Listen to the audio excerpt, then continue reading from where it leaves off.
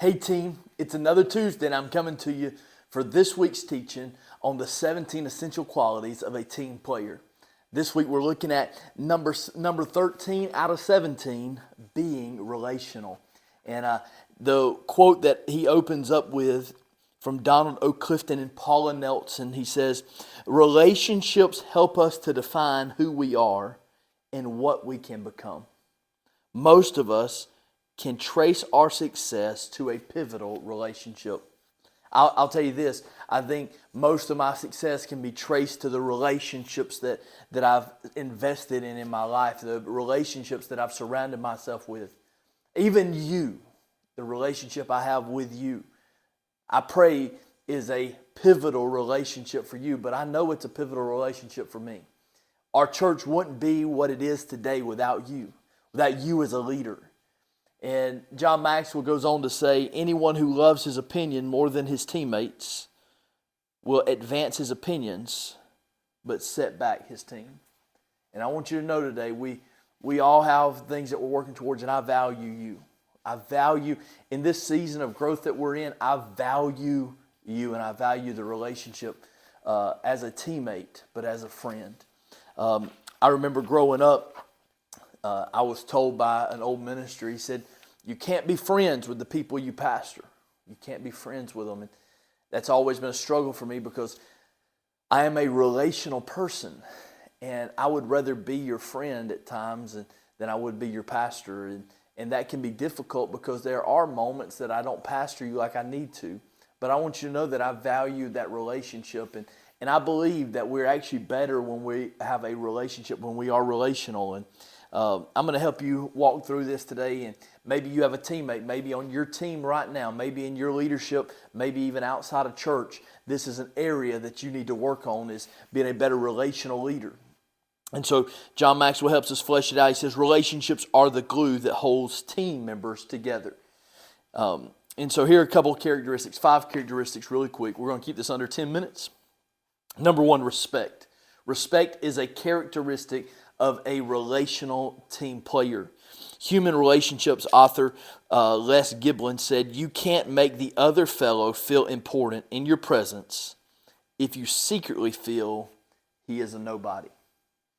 You cannot make somebody else feel important that you don't even see themselves as important. You don't see their value. The funny thing about respect is that you should show it to others even before they have done anything to warrant it, simply because they are human beings. But at the same time, you should always have to expect to earn it from others. You should show respect early, very early in a relationship, but you should earn the respect from them over time. A place that often earns the quickest respect is difficult moments, unfortunately. The second characteristic of a relational team player is one with shared experiences. If you have shared experiences with someone, then you're more apt to have a relationship with them. I know for me, I think about even the way we design things and we plan things.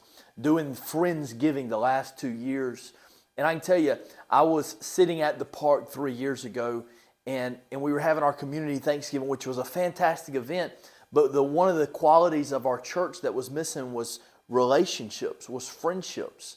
And so what we said was, hey, let's go in and do Friendsgiving. So maybe where it's less of a big deal and more of a concentrated deal, a concentrated plan to bring people together. And I can tell you, 2 weeks ago, when you're watching this video, but about 2 weeks prior, we had Friendsgiving, our Friendsgiving right before Thanksgiving. And I'm telling you, that jalapeno cornbread with a little honey on it will give you a shared experience with your friends. And it helps you build respect and relational trust. Number 3 is trust. That's a quality that you need. That is a characteristic that you need if you're going to be a relational team player and teammate. And trust is the foundation of all leadership. Trust is the foundation of every really good relationship. If you don't have trust, you can't have a great marriage. If you don't have trust, you can't have a great working relationship. If you don't have trust, you can't lead someone if there's no trust. It's also essential to all good relationships. Scottish poet George MacDonald observes, to be trusted is a greater compliment than to be loved. Without trust, you cannot sustain any kind of relationship. The fourth characteristic is reciprocity. You cannot have one-sided relationships and expect it to grow and expect it to be a relational working ground. It doesn't work. For a team to build and improve relationally, there has to be give and take.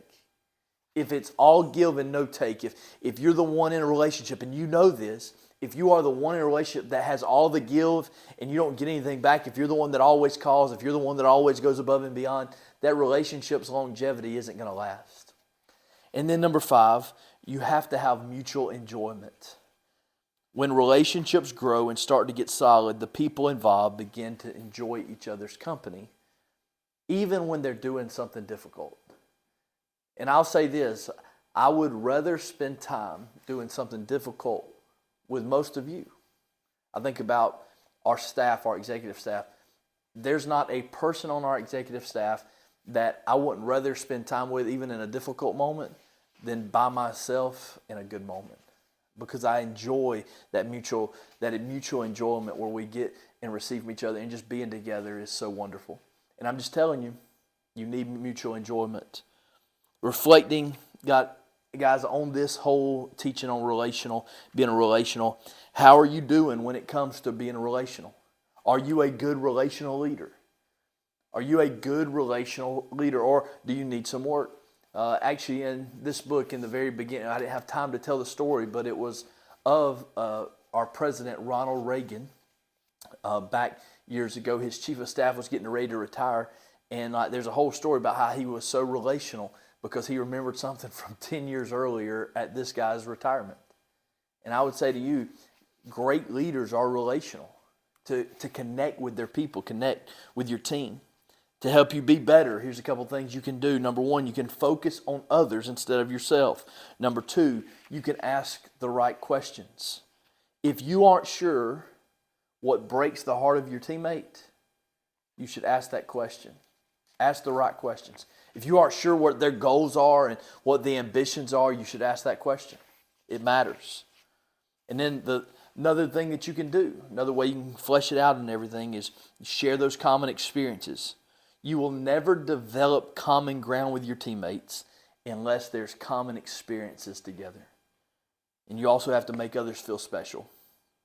People will connect with you when you show them how much you care about them.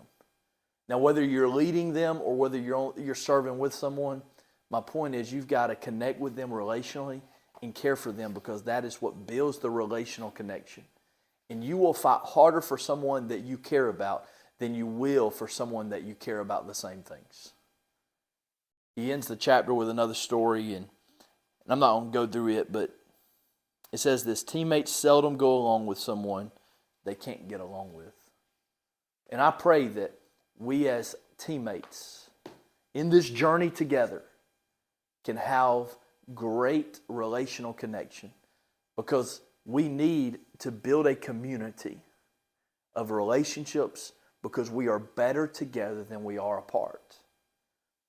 And I'm just telling you today, I hope that you understand there is high need for us to make sure that we're not robots, but we are relational connections, connecting with each other for the greater good. This was week 13, just a couple more weeks left.